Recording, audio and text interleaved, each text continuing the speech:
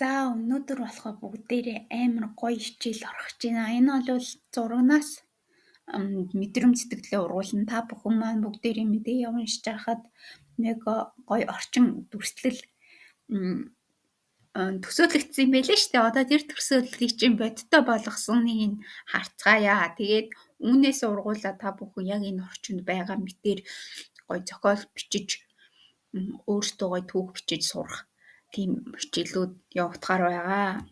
За энэ бол манай Берлийн шилдэг юм байна.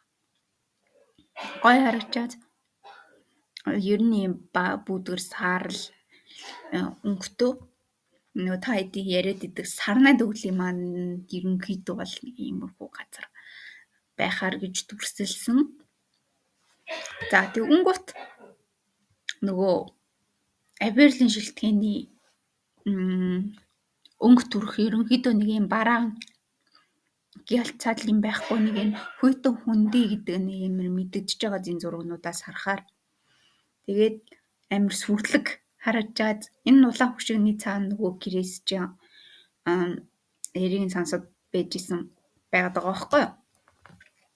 За тэгэнгүүт энэ болохоор нөгөө та бүдий яриад идэг театр байгаа. Энэ нөгөө манай Ипидиарын театр гэж Сицилионы байдаг. Газрыг бол нэг ийм өргөд үргэж буулгаж үзсэн. Тэгэхээр дотор тал нь бол яг л ийм эртний дээр үе Ипидиарын тайз шиг ийм суудлуудтай тэгж ингэж гаргаж өгсөн байгаа. Ер нь бол Абис улс ч өөр ийм бүүдгэрс Абис бодвол Берлийн улс маань бол өөрөө ийм бүүдгэрс хаарл байгаа. Ер нь бол нэг иймэрхүү хөлөг онгоцоор жорчин гэж тооцсон. За тэгвэл одоо Абис улстай танилцъя л та. Абис улс бол ийм гялцал ус байгаа. За тэгвэл энэ хамгийн ихэнд би энэ Абисын газрын зураг дээр ярил л да. Хэрнээ том 1500 мянган километр квадрат газар нутагтай. Тэр нь газар нутгийнхаа хэмжээгээр бол манай Монгол улс шиг гэж хэлж болно. Гэхдээ энэ өндөр улс Абисын өндөр уулууд болоо энэ нөгөө хойд Абис гэж нэрлэдэг цагийн бүсүүд олонтой. Тэгээд энэ хойд Абисаас энэ төв Абис хүртлэх зай нь бол 1900 км байхаар төлөвлөсөн. Шууд ингээ хил даваад орчих бол боломж байхгүй. Заавал энэ Western нь буюу энэ намрын ойгоор дамжиж явдаг гэдгээрээ давуу талтай байгаа. Энэ манай Абисын юу гоё харагдаж байгаа зү мөсөн ордон бол амар гоё орчинтой. Ер нь бол харагдах байдал нь бол ийм зураг шиг харагддаг. За тэгвэл мөсөн ордны дотор талын амар гоё гэж та бүхэн хэлжсэн шүү дээ. Тэгэл иймэрхүү л тансаг зэрэглэлийн мөсөн ордон байна да манай Крисийн гэр. Тэгээд энэ манай нөгөө Крисийн эмор цуудаг шат мутна. Хүртэл гоё сүрлэг байгаа. За тэгэхээр нөгөө Абис маань бас цаг агарын хувьд 2-3 өөр цаг агаартай гэдгээрээ давуу талтай болж өгч байгаа. За тэгвэл энэ маань болохоор яа нөгөө Абисын намрын хот хөгжүүлэлт нь бол нэг иймэрхүү өнгө аястай гэж ойлгож болно. Харин хотчлттай байгаа гэдэг. Газар тариалан эрхэлдэг иймэрхүү орчинг бол бүрдүүлж өгсөн юм аа. За тэгвэл одоо Абисын мөсөн ордон, хар сурд ордон гэж манай зохиолдыг гардыг штэ тийм вулканоын дөгдөг ордон маань бол яг иймэрхүү мөсөн. Гэхдээ дотор тал нь яг иймэрхүү шорон гэсэн үг л дээ. За тэгэхээр энэ шорон дотор маань бол нэгдүгээр хэрэгтнүүд бол орно.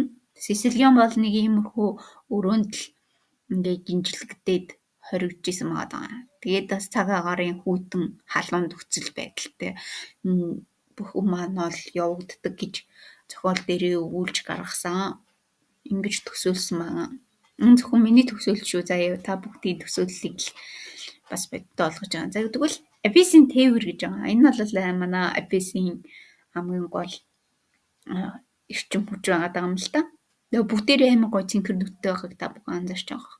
Энэ цэнхэрнүүд маань бол нэгдүгээр манхаар бол дизель төрш гэдэг ойлгож болно. Яа тэгвэл Abyss-ийн тээвэр гэж байгаа. Тэр бар маань бол нэгдүгээр бол байгаа. Тэгээд тэр цаа бууг бол манай Сицилионы ундаг бууг гэж гаргасан. Харин тэр шонхор бол манай мэдээ дамжуулдаг шувуу гэж гарч байгаа. Харин тэр хамгийн сүүлд байгаа нь болохоор телепорт хийдэг лөө нөгөө Ваканоён Крис хоёрын сууж явдаг лөө болохоор ингэж гаргасан л та. Тэгээ арт талд нь ийм мөсөн ийм нүх шиг юм аваад анзаарч харвал за энэ нүх шиг юм руу ороод 3 секундын дотор энэ Abyss-ийн энэ том газар нутгуудад 3 секундэд орчхоор хэмжээний эрчим хүчийг тэр чароид чулуунаас ялгаруулдаг байх нэ. Энэ бол манай чароид чулуу. Энүүн дээр бол нэг сүрлэг болоогүй ч гэсэн ингээд тогтцсон байж идэг. Тэгээ яг ингээ ойртоод үцхээр бол шууд устгах нөлөө энерги мэдэрч устгадаг гэдгээр илүү зохиолын маань илүү онцлог болгож өгсөн л дөө. За тэгвэл одоо энэ зурган дээр суурилсан хичээлүүд маань бол нэгдүгээр та бүхэн энэ олон гоё зургуудыг харлаа. За тэгээд анх өөрийн төсөөлж исэн мэдрэмж сэтгэл тийм төсөөллүүдийг гоё харьцуулж чинь.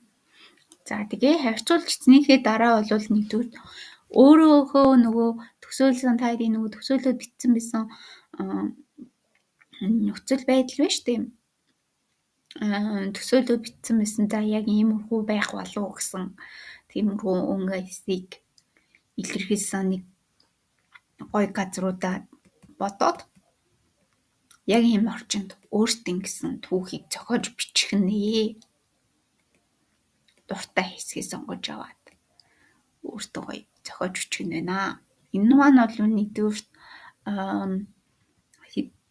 100-аас 200 хүүхдээ зохиол болгож бичиж болно. Харилцан яриатай байж болно. Тэгэж өөртөө зохиогоод гоё мэдрэмж сэтгэлээ илэрхийлж бичих нь бол манай энэ хичээлийн маань гол даалгавар юм байнамаа. Түүхий зохионо. Тэгээд товч агуулга тэгээд та бүгдийн эхнийг нь бол яг харьцуулалт, хоёр дахь нь болохоор та хэд өөртөөгөө тэр сонгосон газраараа шууд зохиож бичих нь байна. Одоо энэ дүрслэлүүдийг хараад одоо дотор нь хэрвээ би энэ газар байсан бол гэж бодож өөрөө түүх зохиох нь байна шүү дээ. Тэгээд тэр зохиол маань бол нэгдүгээрт 100-аас 200 орчим бүтээй эсвэл ихч байж болно. Гэтэ та хэдийн мэдрэмж шийдэх асуудал байгаа. Тэгэж даалгавар оруулахаар байгаа шүү. За тэгвэл даалгавар маань бол 23 цагтаа ордогоор орно. Тэгээ нэг даалгавар 2.5 оноо. Цагаас сэтэрсэн бол онохгүй. За ингэж явахаар байгаа. Тэгээ цаашдаа бол дараагийн хичээлдэр бол юу арах вэ гэхээр та хэдийн нэг төсөөл бууцсан байсан дөрвүүдийг би бодиттой болгож зурган дээрээс харуулнаа. Тэгээ та бүхэн мэдээ яг имжлэг утсан бол баг харсан байх л та.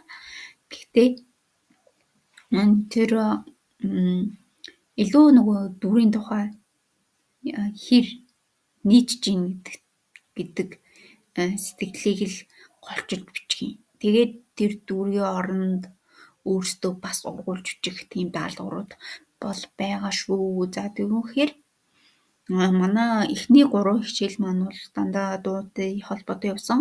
За тэгвэл одоо зурагтай холбоотой 3 хичээл явна гэсэн үг.